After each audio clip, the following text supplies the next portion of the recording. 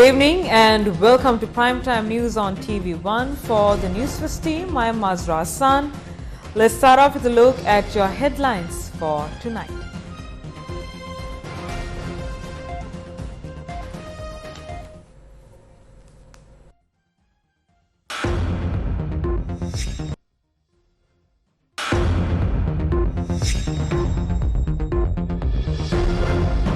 China-Taiwan military tensions worst in 40 years.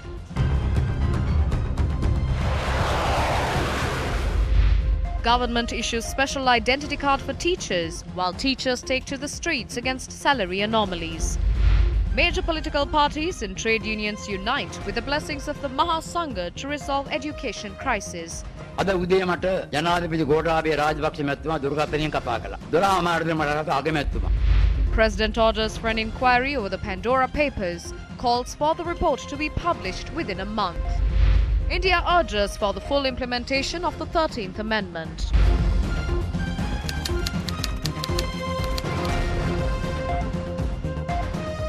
Taiwan says its military tensions with China are at their worst in 40 years.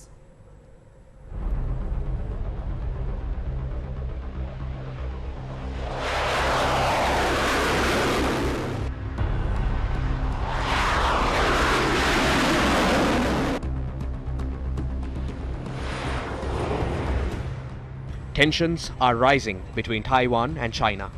They are at its peak after 149 Chinese fighter jets flew over Taiwan in just 4 days. The invasion has drawn strong responses from Taiwan's foreign ministry. It tweeted, and I quote, "Threatening, of course. It's strange that China does not bother faking excuses anymore," unquote. Taiwan's defense minister has said his country's tensions with China are at its worst in 40 years. He has warned China would be able to invade Taiwan in 2025. Minister Chiu Kuo-cheng has cautioned rising tensions may cause a misfire across the Taiwan Strait near the South China Sea. This isn't the first time in which tensions have sparked between China and Taiwan. In January, China had warned Taiwan that any attempt to seek independence means war.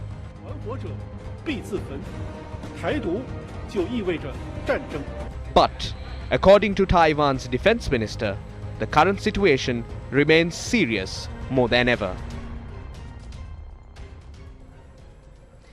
Today marks World Teachers' Day, and for the first time, the Education Ministry issued identity cards for teachers and principals in Sri Lanka. The event was graced by Education Minister Dinesh Gunawardena. The event took place at the Education Ministry. Prime Minister Mahinda Rajapaksa joined the event online. We will never underestimate your contribution towards the well-being of the people as teachers. Therefore, the government wishes to affirm its recognition of teachers. As a government that has and will protect the rights of teachers, we wish to say that we are ready to listen to your reasonable demands. We request you to protect the dignity as teachers during trade union struggles and to also continue the education of children.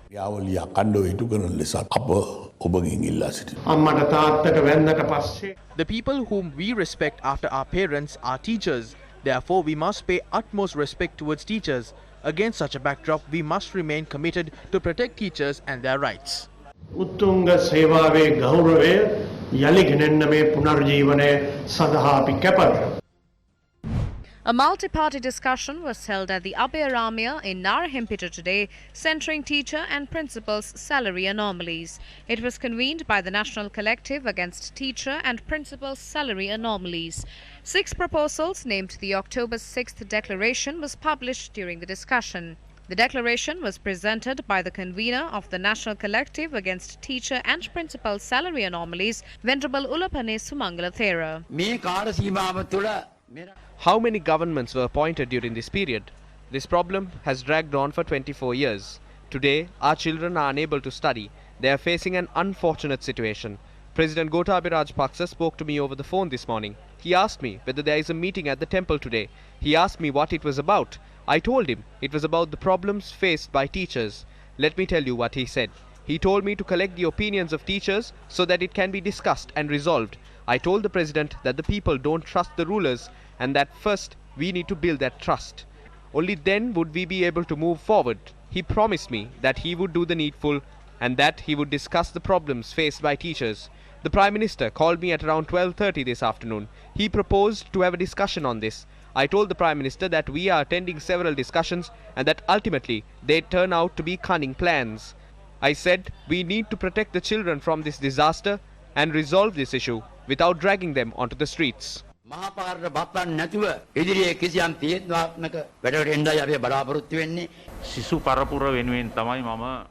am attending this meeting for the future generations of our country.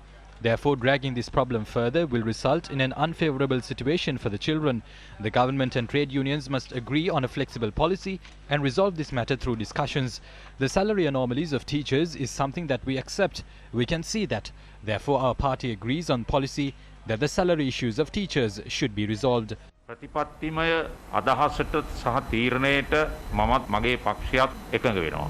Covid වසංගතය තුල මේ අධ්‍යාපන The education sector has been badly affected by COVID-19. There are many economic problems in the country, but there are challenges amidst these economic woes.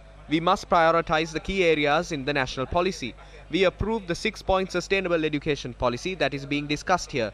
We will provide our maximum support to implement this 6-point policy for the 247,000 teachers, 15,000 principals and all those involved in the education sector, regardless of any differences.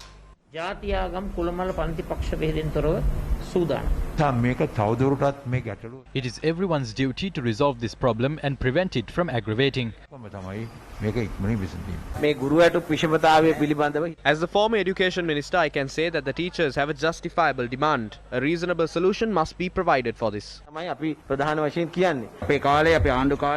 We tried to resolve this under our government. No one can deny that. But we can't say it was resolved completely under our government. If it was resolved, we wouldn't have to discuss this today. However, we tried to resolve this. We saw the details that were revealed through the Pandora papers. I am requesting the government to use those funds to pay the salaries of teachers. The teaching fraternity is usually rewarded and lauded by students on Teachers' Day. However, this year teachers and principals in the country have taken to the streets. Teachers representing 312 education zones across the island engaged in demonstrations demanding their salary anomalies to be resolved. The key protest of the string of demonstrations was held at the Lipton roundabout with the participation of key figures representing the National Collective Against Teacher and Principal Salary Anomalies.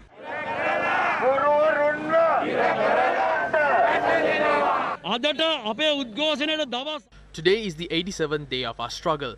The government has failed to provide any sort of resolution. The theme of this year's Teachers' Day is Teachers at the Heart of Education Recovery. But plans are afoot to reopen schools on the 21st without resolving the issues of teachers. The leaders of our nation must be culpable for forcing teachers onto the streets once more. The government is making a grave mistake if it believes we can be intimidated through suppression.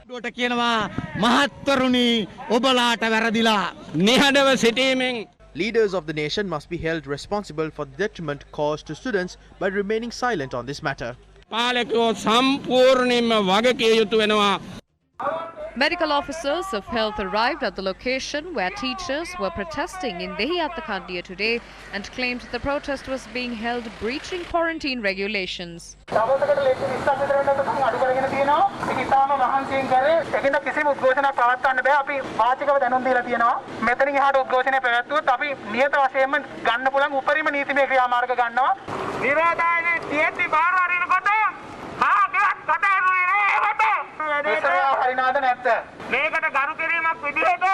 අපි දැනට මේ නතර කරන්න බලාපොරොත්තු වෙනවා. නමුත් මේ වගේ දේවල් වලින් ගුරුවරුන්ගේ විදුහල්පතිවරුන්ගේ මේ සතන නතර කරන්න බෑ කියන එක කියන දෙනාටම මතක් කරනවා. මේකට මොනවද සෞඛ්‍ය නීති අපි කඩලා තියෙන්නේ මොනවද? අර බැංකුවේ ඉස්කෝලේට දීපු එකක් නෑ. සබන් කෑල්ල දෙන්න ඕන අපේ එකේ. අපේ කෑල්ල එක දෙන්නේ අපි. සීතල කාමරවල ඉඳලා ඔය අර ගන්න తీරන මේවට ඇවිල්ලා නෑ. The police arrived at the location where teachers were protesting at the Kakirawa town with a court order. Hence, the teachers were forced to abandon the protest. Most protests organised island-wide adhered to health guidelines. Large crowds had gathered at demonstrations held in Putlam, Mathura, Yatiantota and Hanguranketha.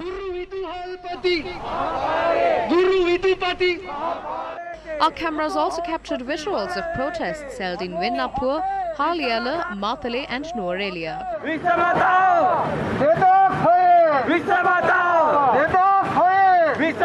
Teachers and principals also engaged in demonstrations at the Anamadua, Valigama, Kaluthara and Nitambua towns. Several more protests were held in Kurunegala, Hatton, Anuradhapura and Kandy as well.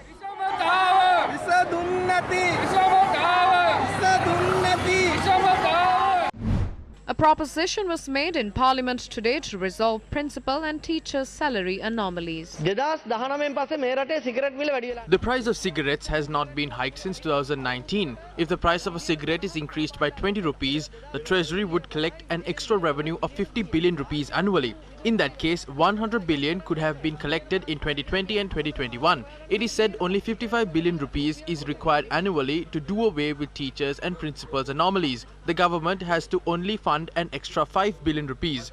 All this can be done by increasing the price of a cigarette by 20 rupees. No one will complain. 55 people die due to tobacco use each day and 20,000 die annually.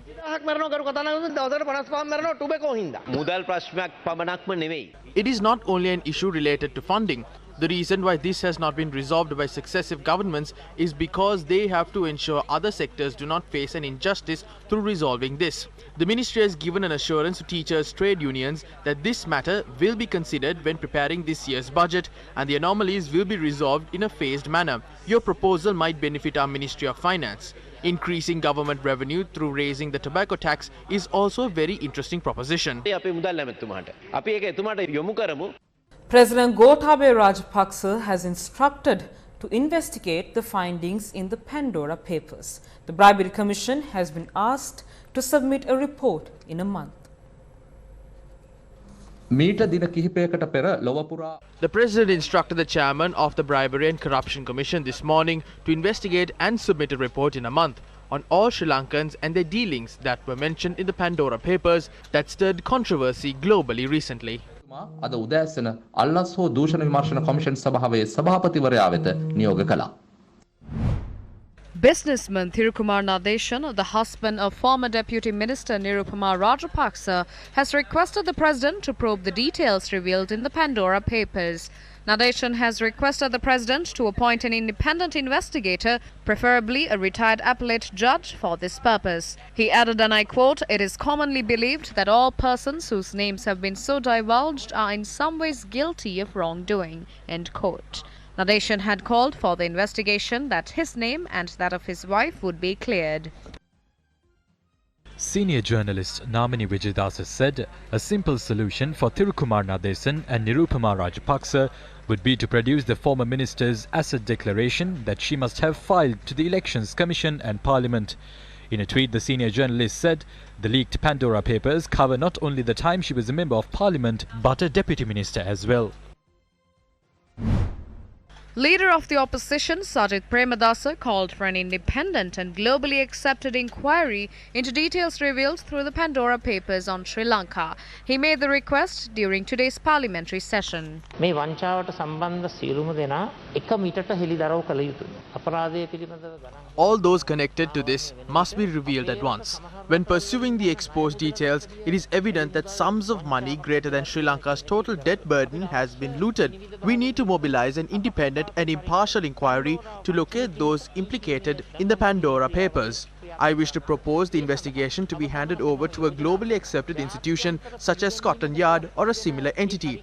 I wish to call for a transparent investigation in order to reveal the truth to the nation. Indian Foreign Secretary Sri Harshvardhan Shringla has called for the full implementation of the 13th Amendment to the Constitution. In a statement following Indian Foreign Secretary's visit to Sri Lanka, the Indian High Commission in Colombo said the matter was raised by Foreign Secretary Harsh Shringla during a meeting with President Gotabaya Rajapaksa on the final day of his 3-day official visit to Sri Lanka. According to the statement, Shringla reiterated India's position on complete implementation of the provisions under the 13th Amendment to the Constitution, including devolution of powers and the holding of provincial council elections at the earliest. Against a backdrop where India has urged the government to implement the 13th Amendment to the Constitution in its entirety, Minister of Foreign Affairs Professor G.L. Peiris remained tight-lipped on the matter during a media briefing held today. Instead, the media briefing apprised the media on financial benefits extended pursuant to the Indian Foreign Secretary's visit. India is ready to direct large-scale investment projects to Sri Lanka. India has identified pharmaceutical production and IT sectors as attractive sectors for investments to be made in Sri Lanka to assist our post-pandemic economic recovery. Special attention was also drawn towards alternatives the Indian government had discussed with its central bank to help buttress Sri Lanka's foreign reserves. ඉන්දියානු රජය ඉන්දියාවේ මහා බැංකුව සමග සාකච්ඡා කළා විවිධ විකල්ප තියෙනවා. ඒවා ගැනත් විශේෂ අවධානයක්. The minister also revealed details on matters discussed pertaining to the oil tank farm in Trincomalee. There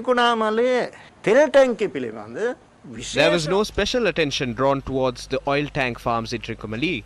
There are pre-existing agreements regarding the oil tank farm, but most are unaware of it. The opinion which claims India is influencing this heavily is false. The Foreign Secretary did not exert such an influence either. Mr. Shringla and the Indian government is of the stance that this matter must be discussed in a way which benefits both nations and helps to realize the ambitions of both countries. A final decision will only be reached once all stakeholders, including trade unions, are consulted. Such a decision has not been reached as of yet. It was just a discussion that was held. සාකච්ඡා කළා තමයි අවසාන නිගමනයකට එන්නේ. එහෙම නිගමනයකට දැනට ඇවිල්ලා නැහැ. සාකච්ඡා පැවැත්වෙමින් යනවා. දැන් ඉන්දියා විදේශ ලේකම්තුමා ලංකාවට පැමිණියා. එහිදී ඔහු දවස් 13 වෙනි සංශෝධන ක්‍රියාත්මක කරන්න කියලා. මොන වගේ ස්ථාවරයකද රජයේ ඉන්නේ ඒ සම්බන්ධයෙන්? නෑ අපි පැහැදිලිව අපි අපේ මතය අපි ප්‍රකාශ කළා. We have expressed our views clearly. The Indian Foreign Secretary came here to strengthen diplomatic ties. I believe he has met a few political parties. He had expressed some remarks at those meetings. I believe he made those remarks targeting those parties. Our stance is that the provincial council election must be held. That has not changed.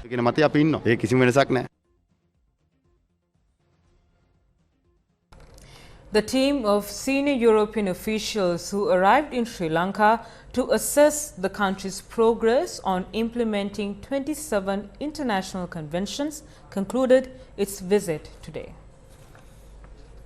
The team of senior European Union officials began its official visit to Sri Lanka on the 27th of September to review Sri Lanka's progress in implementing the 27 international conventions applicable under the Generalized System of Preferences Plus. Over the course of 10 days, the officials held wide-ranging meetings with representatives of the government, opposition, civil society including human rights defenders, trade unions and employers. Issuing a statement, the European Union said the visiting officials have discussed the Prevention of Terrorism Act, recalling that the amendment of the PTA was a key commitment in readmitting Sri Lanka to the GSP Plus scheme in 2017. The statement read that there was a significant focus on non-discrimination, the respect for the rights of all communities in Sri Lanka, the ongoing use of the PTA, impediments to the exercise of fundamental freedoms, and the development of draft legislation on non-governmental organizations. A debate took place in Parliament today on the ownership of the Trincomalee oil tank farm. Minister, you said all oil tanks in Trincomalee have been given to India. That's wrong. There are 100 oil tanks. 15 of them were given to IOC. The remaining tanks are to be developed together by us and India.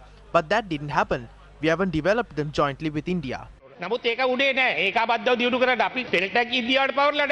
whereas the said LIOC has requested and the GOSL and CPC have agreed to lease the storage facility. Storage facility appurtenant thereto to the LIOC for a period of 35 years. Don't provide wrong information. A memorandum of understanding was signed to reach an agreement in 6 months. But Minister Uday Gammampila, we did not enter an agreement after 6 months. As a result, the LIOC has kept it with them illegally. In 2005, you came to power promising that it will be brought under you, but that did not happen for 10 years. In addition to that, you allowed the LIOC to establish a production unit for lubricant oil. This could have been reacquired at any time, but you did not do that for 10 years. You won't reacquire it now either. I'm asking whether you will reacquire it or not. Give me an answer. දැන් ඔබතුමන්ලා දැන් මේක ආපහු power ගන්නවද නැද්ද? මේකට උත්තරයක් දෙන්නකෝ. මේක MOU කියලා තියෙන දුන්නේ නැහැ කියන ඔය කිව්සුම කබේ ප්ලීස් ගරු කතානායකතුමනි ඔය වැල්වට අරන් අවශ්‍ය නැහැ. මම Honorable Speaker, I am telling you the remaining 85 tanks have not been given to India. It is for joint development. That is what I am referring to. ඒක තියෙන්නේ joint development. අන්න ඒකයි මම අහන්නේ. ඔබතුමා කියනවනේ agreement. You are telling us that there is an agreement. Table it and reveal it to the people. Then we will accept it. ජනතාවට එලි කරලා පෙන්නන්න. එතකොට අපි පිළිගන්නම්. ඒ වගේ මම උන්ට During my speech, I will table this agreement in Parliament. I also challenge them to table the MOU they were referring to.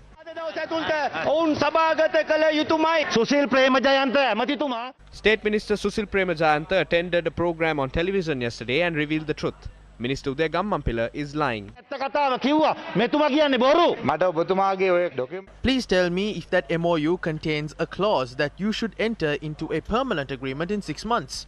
ඉස්තිර කිවිසුමකට එළඹීම සඳහා වන යම් කොන්දේසියක් ඔගේ දාලා තියෙනවා කියලා ඔබතුමා මට කරුණාකරලා කියන්නකෝ. ඉස්තිර කිවිසුමක් නෙවෙයි මේට. It doesn't refer to a permanent agreement. It's a lease agreement. The agreement has been signed because the lease agreement was not signed.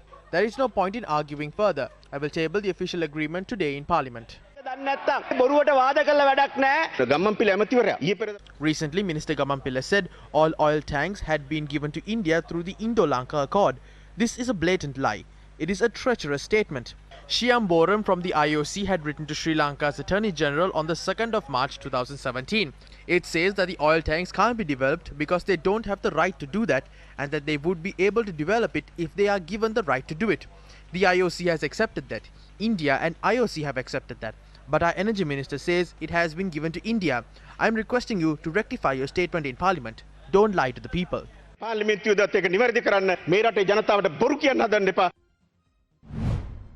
Meanwhile, members of a trade union collective opposing the sale of petroleum, port and power sectors resources met with the opposition leader at his office today. We are in this fight together. We will support it. These are not mere promises. I am ready to implement these. We will establish a national operational committee in this regard. It will be chaired by our party secretary Ranjit Manduba Bandara, and it will include leaders of the opposition and the trade union leaders. We must meet at least twice a week at the opposition leader's office. Unfortunately, our country has become an auction house. Everyone is placing bids to show their dominance. If this continues, we will have to rethink whether it is worth being a citizen of Sri Lanka.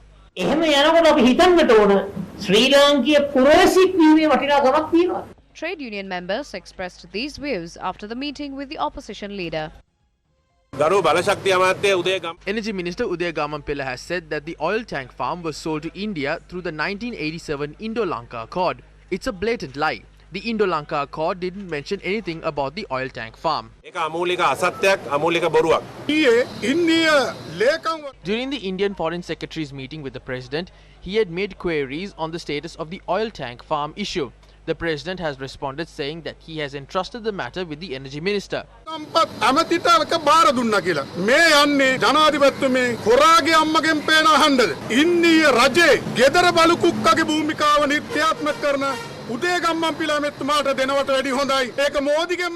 It's better to ask Modi on the draft agreement rather than Uday Gammampila. We are ready to even sacrifice our lives for this cause. We will make the whole country aware of this, and not just the petroleum, port and power sectors. This message goes out to the President and the Prime Minister. You need to ensure that this situation doesn't result in a bloodbath in the country. Don't try to fill the prisons. Implement the promises you made when you came to power. Mr. President, you strengthened your powers through the 20th Amendment. Now don't try to betray the country.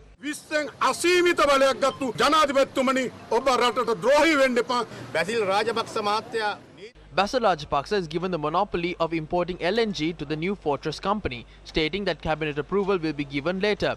This is illegal. This company is not even listed under the top 250 LNG supplying companies in the world.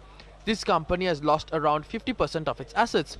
In another 5 years' time, the public will find out the real owners of this company. They are selling vital resources of this country.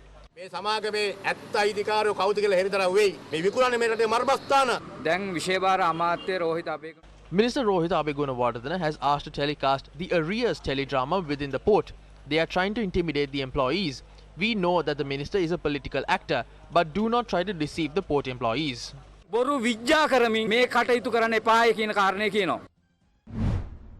Long queues of people waiting to purchase gas and milk powder have become a common sight. People gathered outside stores today to purchase milk powder, even if it is sold with tea leaves or yogurt.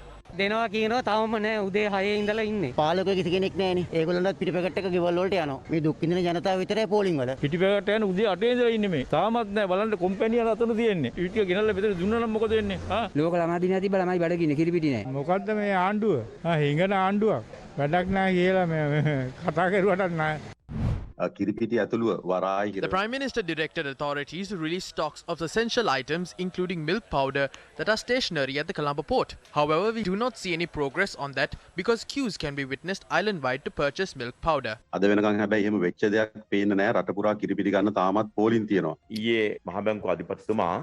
central bank governor announced yesterday that $50 million were released for that purpose. This was done to assist parties who are unable to pay their international suppliers. By the end of today and tomorrow, the process of unloading those items will be conducted. The Ministry of Finance and importers of milk powder will also hold discussions simultaneously to ensure such disruptions do not occur in the future.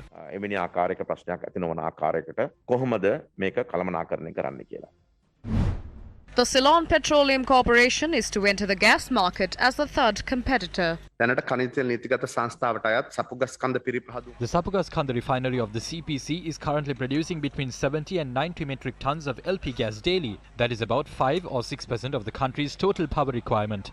The CPC also hopes to conduct a feasibility study to establish a new refinery to produce 10,000 barrels daily and to upgrade the existing facility. We have identified the importance of the CPC entering the gas market as a third competitor. Therefore, cabinet approval has been granted for the Energy Minister's proposal to establish an institution affiliated with the CPC to enter the LNG industry.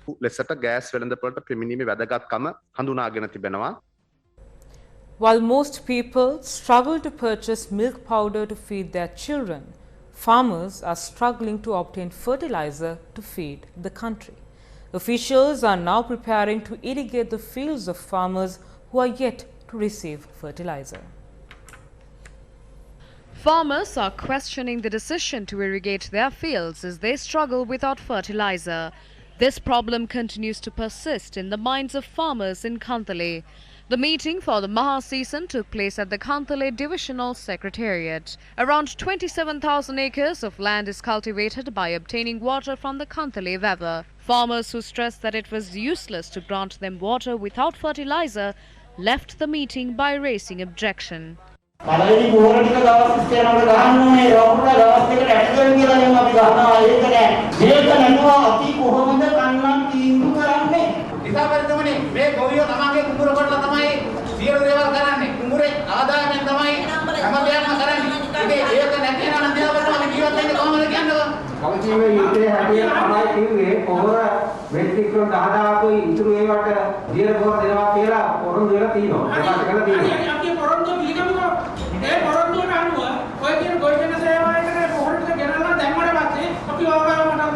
අපේ ආරාධනෙන් තොරව යම් යම් ගොවිනායකයන්ට අමතරව යම් යම් දේශපාලන පක්ෂවල district නායකයෝ ප්‍රාදේශීය නායකයෝ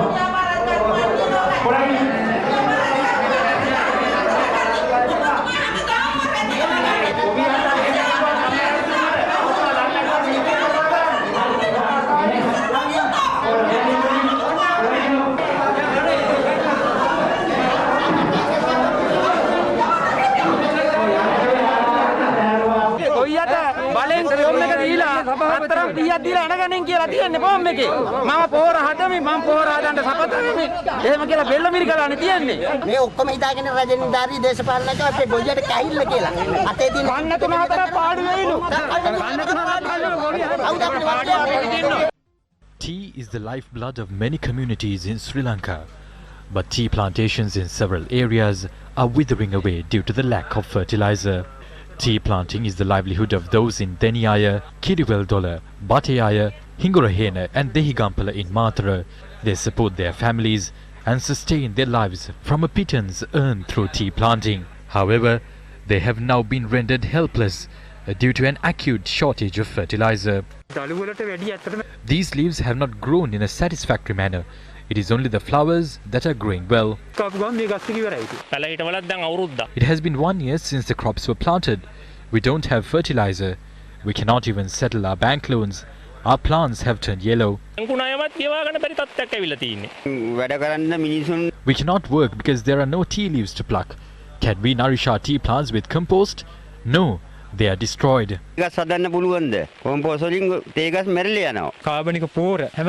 Organic fertilizer is available, but it is not of a good standard. Some planters say their plantations have been destroyed. That is an organic plantation. As we know, tea planting cannot be done using organic fertilizer.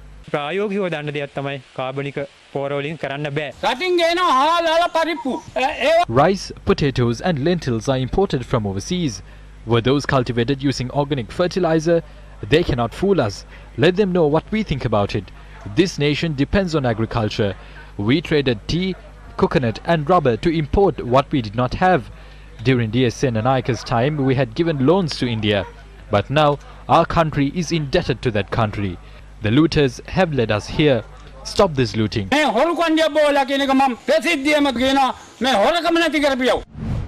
Although residents of Dutuwaba, Getalawa, Kiulekada and Hurulagama in Galimbidunuwaba took to the streets today, they were not demanding fertilizer.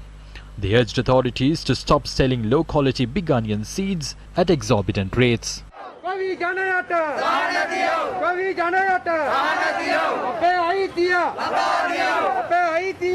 The protest, which commenced from the centre of the Galimbidunuwaba town, later marched towards the office of the divisional secretary.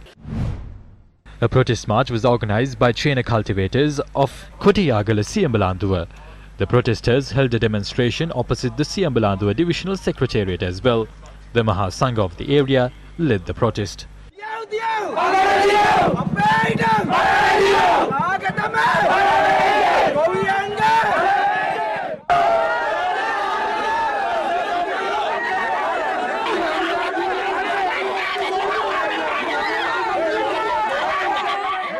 The protesters lamented that their lands were also being taken away from them.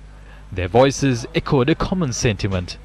That was, although large-scale corporations were being handed valuable lands of the nation for a pittance, these people don't have a single inch of land to call their own. Although they claimed lands were distributed, it hasn't been done yet. How are they to eat? Where will they live? Can we accept the alms they provide when they even cannot eat?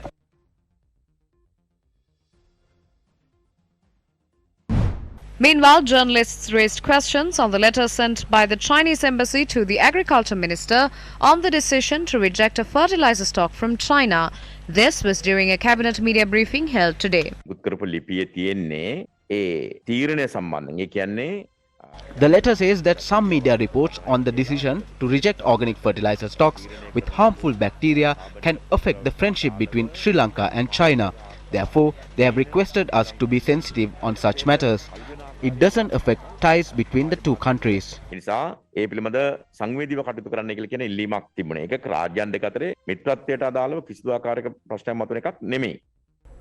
Today was a day of great significance to our team, exploring the vast forest of Thoppigala, since they unearthed vital details of a historical site located at the center of a human settlement. The complexity of the exploration heightened following this key revelation. The formation of settlements in the environs of Thoppigala is currently happening at an accelerated pace. Residents of the area lead extremely difficult lives with minimal facilities and face numerous challenges on a daily basis to survive. Acting on the information provided by members of security forces, Professor Raj Somadeva and his team travelled to the Palakadu village in order to explore several archaeological monuments situated within the settlement.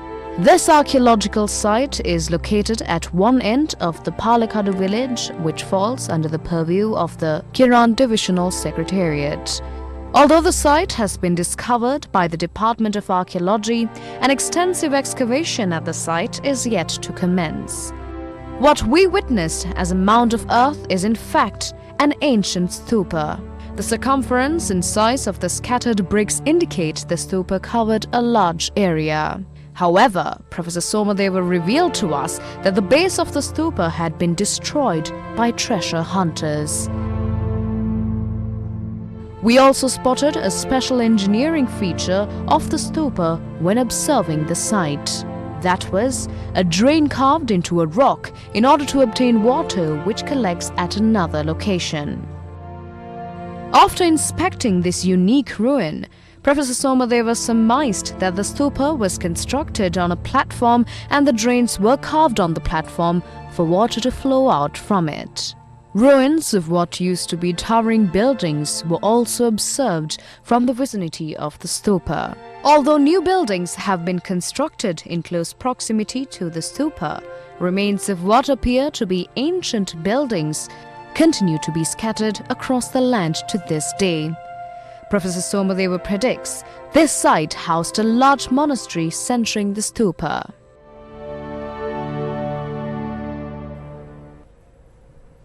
The National Dengue Control Unit says that there is an increase of the number of dengue patients in the country.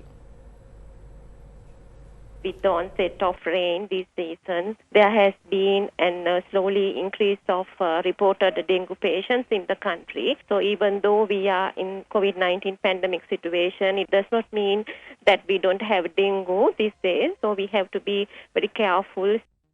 How can the public protect themselves? It is important that your premises are free of mosquito breeding sites, that you have cleaned your living area, not only outside the home but also inside your houses. And especially now we are going to reopen the schools after a long period of closure. It is important that you seek the mosquito breeding sites in school premises, especially the roof, that those have been neglected for a long time. What symptoms should prompt you to seek medical advice? If we have fever for more than 2 days, we have to consult a doctor, government or at private sector to get done, especially the full blood count, so that doctor can diagnose, identify whether you have contracted with dengue. And also you should not delay seeking treatment. And also it should be important to keep in mind, you should take only paracetamol according to the recommended dosages for your fever. The world's largest container ship, the Ever Ace, is currently at the Colombo port. It's considered to be the first ship of the Evergreen Company that can carry 24,000 containers. We leave it tonight with a report on the ship by Ravindu Jayakodi. And that's the wrap of this edition of Primetime News for tonight. Thank you very much for joining us. For the Newsfirst team, I'm Mazra Hassan with our sign language interpreter Brian D. Cruz. Take care and good night.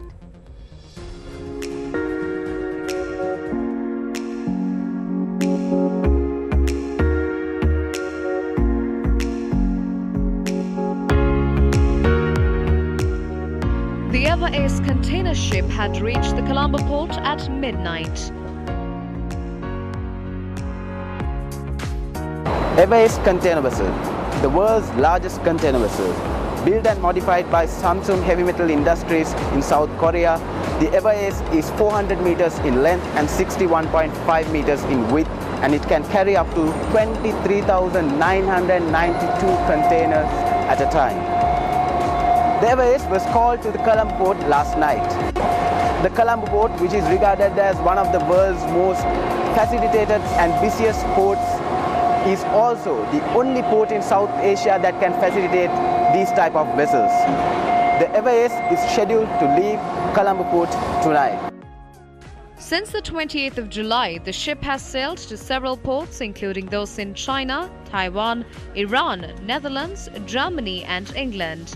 The ship had docked at the Colombo Port's CICT terminal to unload some containers. Souvenirs were exchanged to mark the visit of Everest to the Colombo Port. The ship will now leave for Malaysia.